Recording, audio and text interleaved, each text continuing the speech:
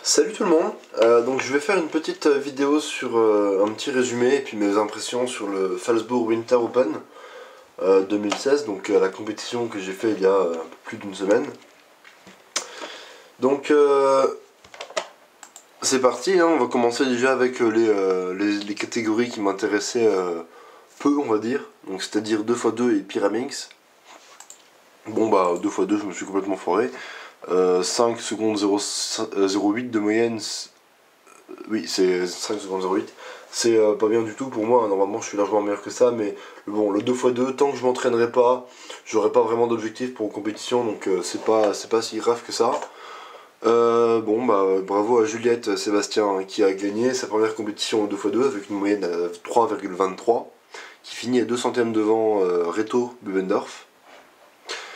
Donc voilà, après au Pyraminx il n'y avait pas un excellent niveau, hein, ça c'est clair.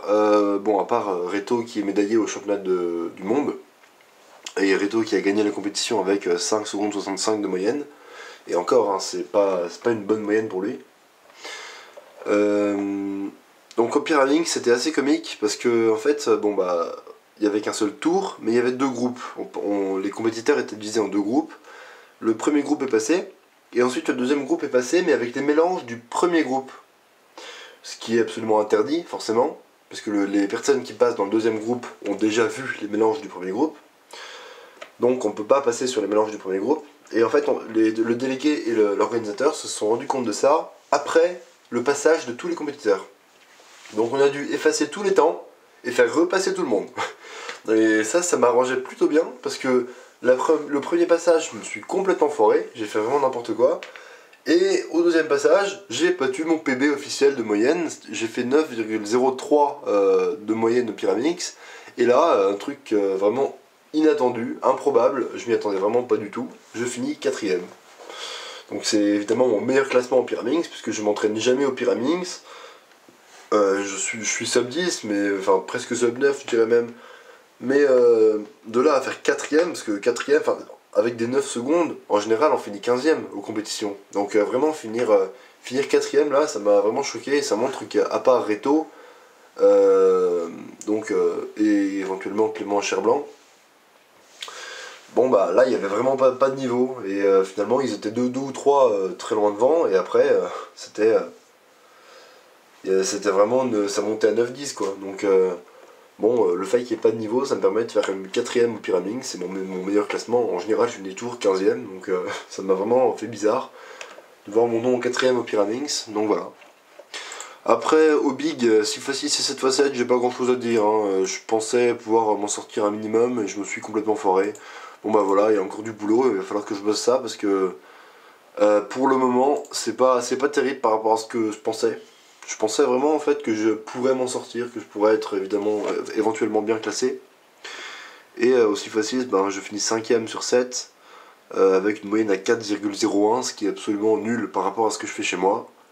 Et au 7x7, bon bah là, j'ai même pas passé le cut-off, c'est-à-dire que j'ai fait un seul temps, 6,22, alors que chez moi je fais 5 minutes. Donc je me suis complètement foiré, je suis complètement passé à côté de ces épreuves, mais c'est pas si grave, hein. C'est pas les épreuves là qui sont les plus importantes pour moi. Alors après 5x5, bon bah 5x5 il y avait un petit peu plus de niveau que prévu. Enfin, on voit le premier, donc Clément Cherblanc a gagné la compétition avec une minute 23 de moyenne. Derrière c'est Benjamin Schnepf, un Allemand, qui a fait une 30 de moyenne. Derrière Valentin, ah non je regarde les résultats du premier tour. Non, en finale, donc Clément Cherblanc a gagné avec 1 minute 21. Le deuxième c'est Valentin qui avait 1 minute 27 de moyenne, et le troisième c'est Philippe avec 1 minute 27 de moyenne. Donc entre Valentin et Philippe, ça c'est vous au centième. Donc bah, dès que ça passe en dessous d'une 30, hein, moi je suis complètement largué, je suis pas du tout sub une 30, mais je pensais être aux alentours d'une 35, voire même peut-être un petit peu en dessous. Et j'ai été pas mal déçu, c'est-à-dire que au premier tour, je fais une 41 de moyenne, ce qui me permet de me qualifier en finale, mais tout juste, hein, puisque je finis 6ème, et c'est les 6 premiers qui se qualifient en finale. Et en finale, je passe complètement à côté et je fais une 46.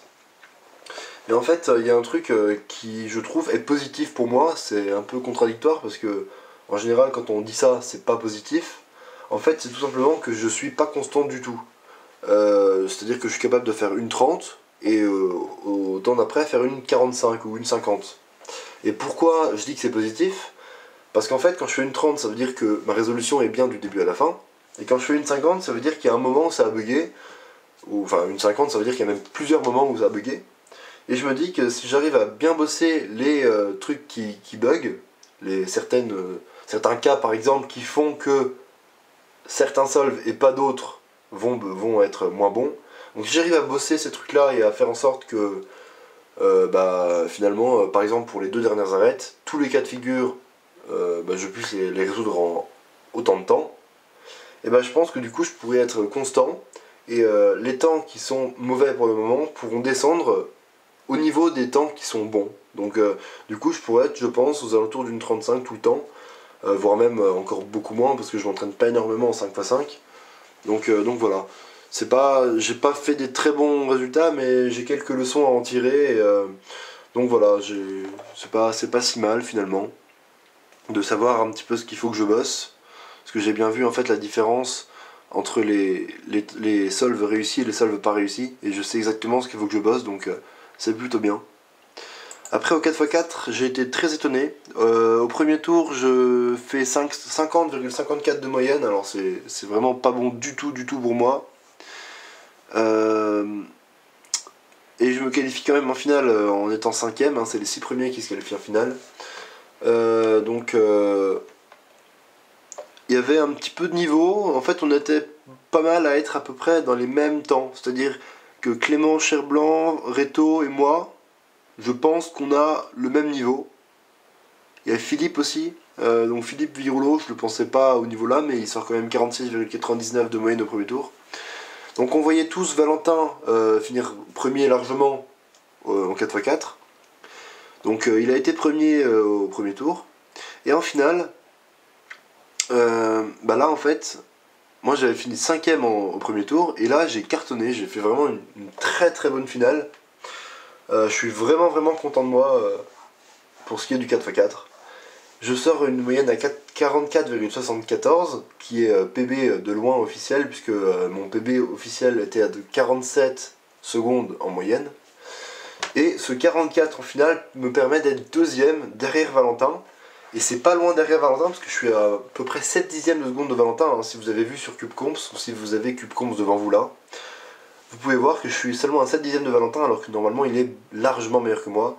Donc Valentin n'a pas fait une très bonne finale, hein, il peut être largement meilleur que ça. Je sais plus vraiment s'il a eu des parités, mais on sait que les parités jouent beaucoup au 4x4. Donc j'en ai pas eu énormément non plus, donc c'est ça aussi qui joue. Mais sans parler des parités, je suis quand même très content de ma finale de 4x4 et c'est mon premier podium depuis que je fais de la compétition 4x4. Donc voilà, c'est plutôt très bien pour moi, je suis vachement content.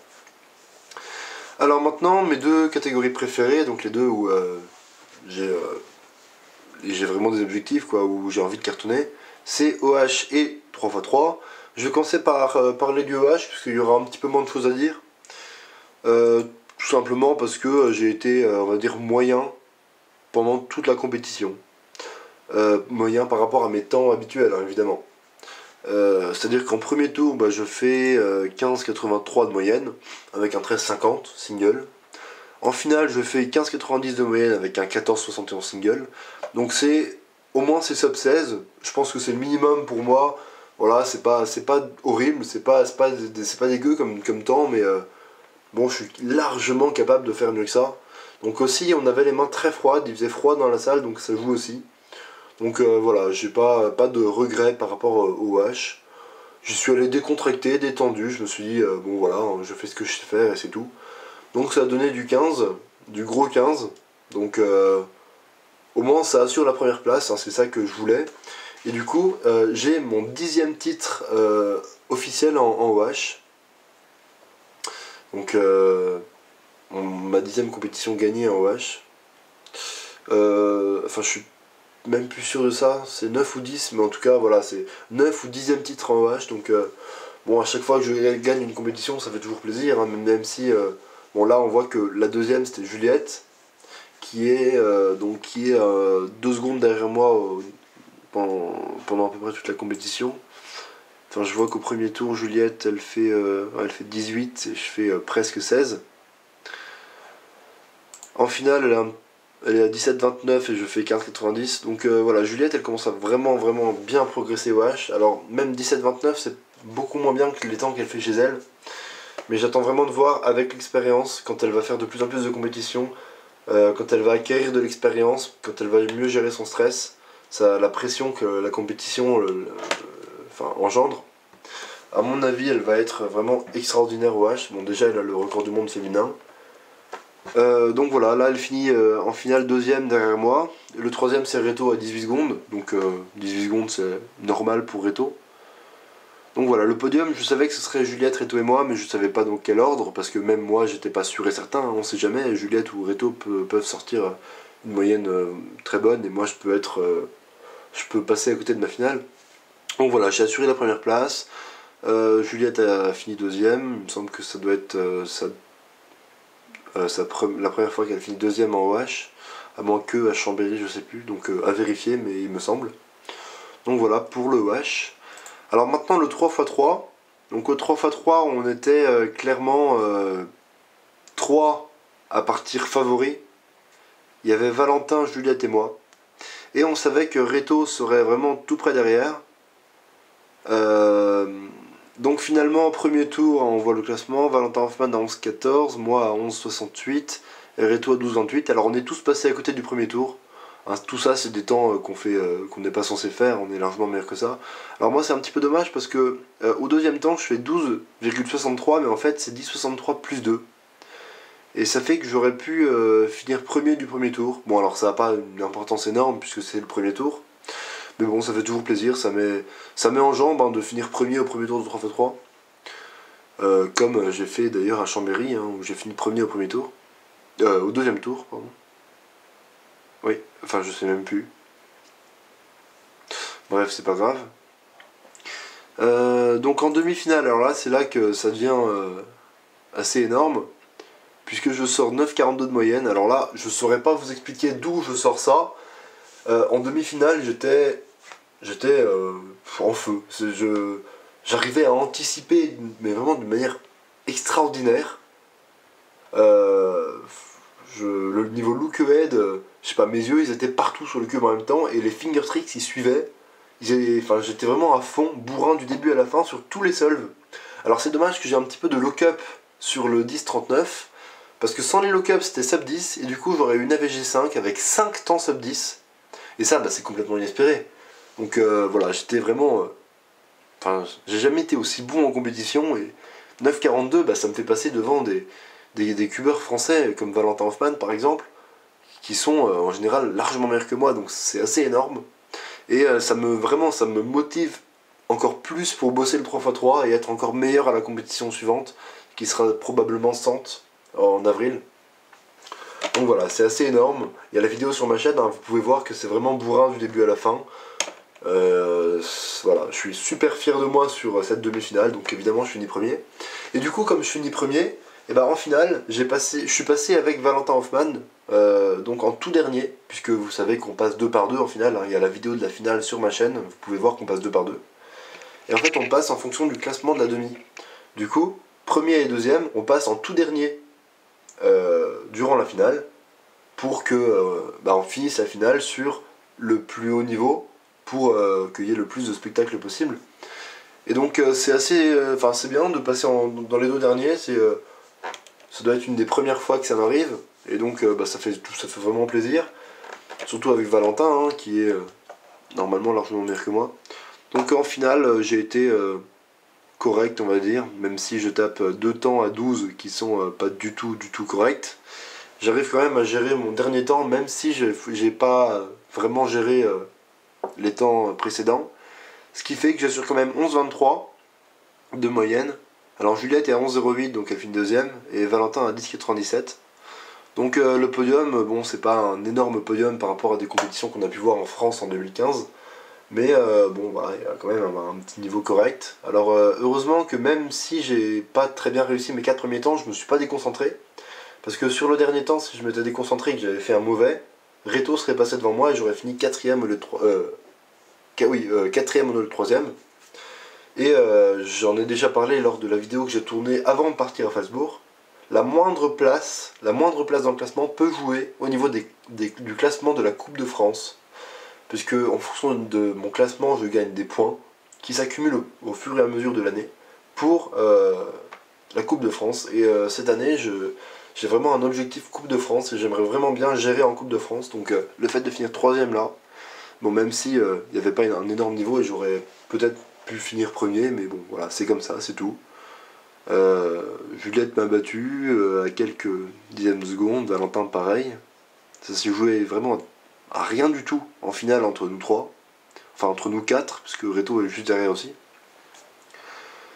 Donc voilà, c'est bien d'avoir fini 3ème, ça me rapporte un petit peu de temps pour la Coupe de France, puis ça remonte le moral pour commencer 2016, et donc voilà, je vais continuer les compétitions, on verra Sante en avril, probablement une compétition en Allemagne fin mai, et après l'objectif ultime, évidemment, Prague, les championnats d'Europe, 15, 16, 17 juillet, donc le truc que j'attends avec impatience, et je vais me préparer pour ça, à fond, et je vais essayer de vivre ça à 200%, quoi, donc voilà.